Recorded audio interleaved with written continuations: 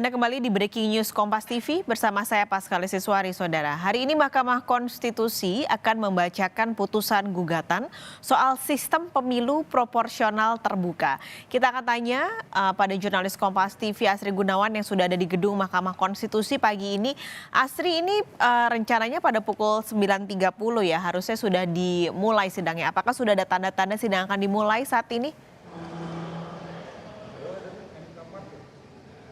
Ya, Paskalis, kalau saya pantau tadi memang sudah ada sejumlah hakim yang masuk ke ruang sidang, kemudian juga dari pihak-pihak terkait juga sudah memasuki ruang sidang, bahkan dari awak media pun juga sudah mulai memasuki ruang sidang. Artinya memang sudah seharusnya dimulai begitu. Namun juga ini masih kami pantau, belum ada tanda-tanda sudah dimulainya sidang begitu. Dan untuk hari ini memang agendanya adalah untuk membacakan putusan terkait dengan gugatan pada sistem pemilu proporsional terbuka.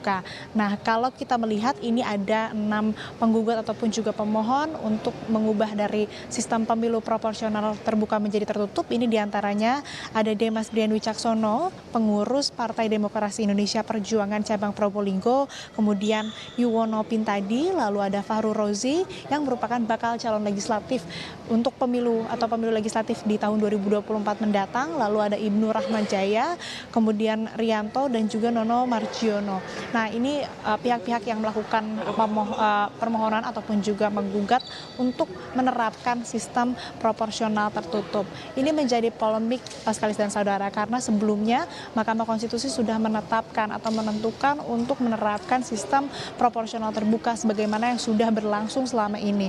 Nah, kalau diubah ke sistem proporsional tertutup, banyak pihak menyebutkan bahwa nantinya akan mengurangi bahkan merenggut hak-hak para calon legislatif begitu, karena dari sistem tertutup atau sistem coblos partai ini terkesan lebih tidak transparan atau hanya partai yang bisa menentukan atau memilih siapa saja kadernya yang akan maju menjadi anggota legislatif begitu. Namun kalau dari sisi pemohon atau penggugat yang menginginkan sistem proporsional tertutup ini mengatakan bahwa sistem proporsional tertutup ini mendukung fungsi partai politik untuk memilih kader-kader terbaiknya, kader-kader yang berkualitas yang memenuhi syarat untuk kemudian dimajukan menjadi anggota legislatif begitu. Selain itu juga Mahkamah Konstitusi sudah melakukan sejumlah rangkaian persidangan dari tahun lalu bulan November 2022, dimulai dari agenda pemeriksaan pendahuluan, kemudian juga sidang mendengarkan keterangan dari pihak terkait, misalnya KPU, DPR RI, kemudian juga dari Presiden, lalu mendengarkan keterangan dari pihak pemohon, lalu juga sudah memeriksa ataupun juga mendengarkan keterangan ahli. Hingga hari ini yang dijadwalkan sebagai agenda membacakan putusan, begitu. Nah, dari 17 sidang yang sudah berlangsung ini dari bulan November 2022 sampai dengan Mei 2023, memang banyak sekali harapannya dari masyarakat maupun juga sejumlah pihak, khususnya 8 partai politik yang juga ada di parlemen begitu mengharapkan untuk Mahkamah Konstitusi memutus agar tidak mengabulkan untuk menerapkan sistem proporsional tertutup, melainkan untuk mempertahankan sistem proporsional terbuka. Terlebih lagi sebentar lagi kita menghadapi tahun politik, kita akan menghadapi kontestasi politik atau pemilu di tahun 2024 begitu, Paskalis.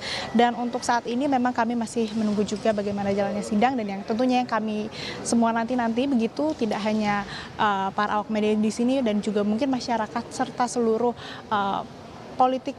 praktikus politik begitu yang menunggu apakah nantinya Mahkamah Konstitusi akan memutuskan untuk menerapkan sistem proporsional terbuka, tetap untuk menerapkan sistem proporsional terbuka, atau malah mengabulkan permohonan untuk bisa menerapkan sistem proporsional tertutup. Paskalis.